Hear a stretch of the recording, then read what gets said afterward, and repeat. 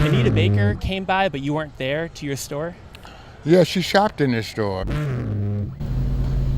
worked at the law department here for about 8 or 9 years upstairs. This building right here? Right, on the 17th floor. Today, Lee Canady is going to read some of Norm Macdonald's world-famous blue card jokes on cards of many colors. Lee Canady and the Technicolor Norm jokes.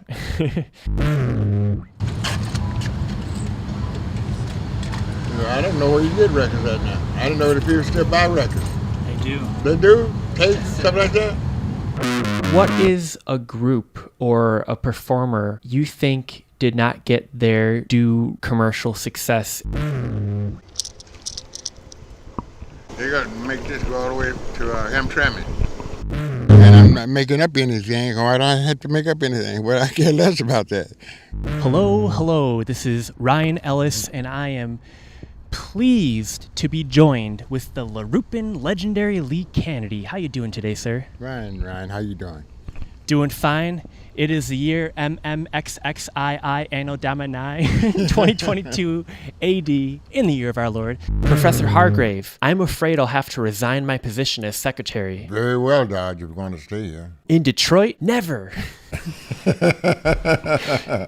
Well, Lee Canady, the longtime record store owner, quarter of a century. Well, the country was down in Nashville. Thing came out of Nashville and ran the record. They had a radio station. We could listen to music or ran the record.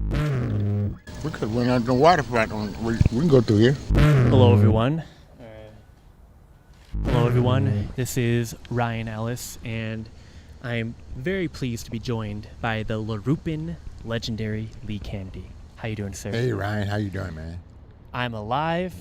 On today's episode of In Detroit, we are talking to Lee Canady. How you doing, Mr. Canady? Fine, thanks, Ryan. How you doing? So many fellow legends you've met. Yeah, I met them all. Dorothy Ashby, you know, she's a legend from Detroit. She played the harp. The only one I know. I like the harp, but I know who she played it, you know.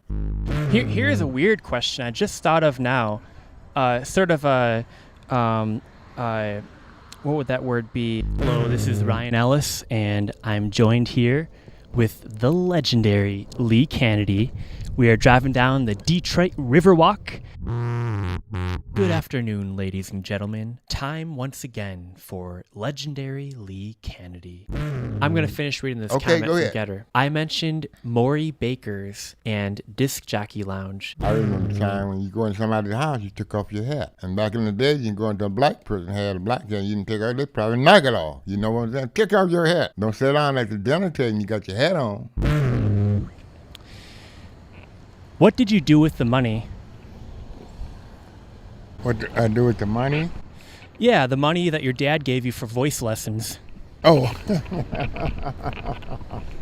Hello, everyone. This is Ryan Ellis, and I sit here in one of Lee's scooters, and Lee's in another one of his scooters, and we're underneath, in fact, the world-famous Fox Theater. And you mentioned Donald Trump. You said you got that idea from him, branding, putting your logo on everything. You got it from Trump, or did you get it? Was that your own idea before that? No, I used to talk about Trump all the time. Hello, everyone. This is Ryan Ellis, and I am pleased to be joined, as always, happily, and once again, with the legendary Lee Canady. How you doing today? Hi, Ryan. How you doing, man? Hello, everyone. This is Ryan Ellis, and I am pleased as a peach in Georgia, except we're in Detroit, to be joined with the LaRupin Legendary Lee Canady. How you doing, sir? Hi, Ryan. How you doing, man? In bringing you this series of classic and often heretofore untold tales of Detroit music history, we turn back the clock to the early pioneer days of Motown.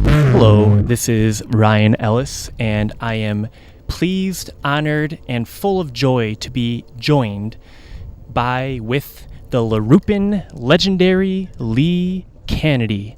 How you doing today, sir? Ryan, how you doing, man? Hi. And now, let's meet our guest today, Mr. Lee Canady. How you doing today? Hi, Ryan. How you doing, man? Hello, this is Ryan, and once again, I'm joined with the LaRupin Legendary Lee Canady. How you doing today, sir? Hey, Ryan. How you doing? Doing swell. They say it's your birthday, and we're going to have a good time. And now it's your birthday. Happy birthday to you. Time now to dine on a fancy feast, but it's meant for humans, not cats, even though you are a cool cat, Mr. C. Thanks, man. Monsieur Canady, would you please tell the folks at home about a certain fellow went by the name Lamont Dozier? He just sadly passed away. Yeah, I heard that on the news yesterday. I can't think of the name soon, but someone used to come out every Christmas. The black girl, young girl, was on Capitol Records. That was so intriguing about it because Capitol Records didn't have black on the records that much. They had Dakota Stadium, Lance, that's his name, Lance. And I bought a dog from him. His name was Cocaine. A dog's name was Cocaine? Was that a wild dog? American Eskimo dog. He's white, you know. Maybe jamming with the Capitals alongside their pink Cadillac.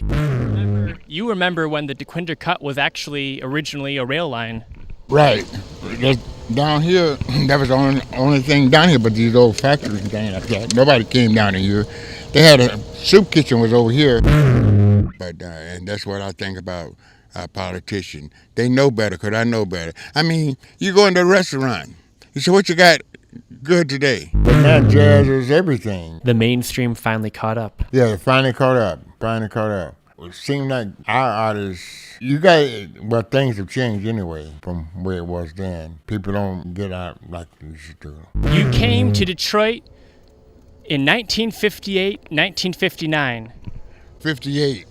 I got here in 58. I left in 57, but it was 58 when I got here because it was New Year's night. Okay. So I still came in 58. You said it before we started recording this little spot. There's a poster over yonder for Frankie Valli. Talk about Frankie Valli. Well, I don't know that much about him because I just know he was big, and in fact, all the white kids came out was big. You know, Frankie Valli. I don't remember what he did, but I know he was bigger than the black that was around in those days. You know, he had gold records before I'm just saying. You mentioned Florence Keywell. Well, pop outsold rock and roll when it started. Spend some time with the legendary Lee Canady. Good morning, one and all, and good morning, Mr. Canady. How you doing? Good morning, Ryan. How you doing? Doing fine. Your store stood northwest of the Detroit River. I'm gonna send a video to a couple streets down. So here. Oh, what's that about Lumpkin again? Oh, it's a street down here called Lumpkin. What is the first piece of art you ever created? Or maybe what's the first piece of art you ever experienced, saw, listened to? Picasso, I liked him, and Van Gogh, I believe. Vincent van Gogh, Pablo Picasso. Yeah, but my favorite is Picasso. Thank you very much. Have a nice day. I don't know how well that worked. I don't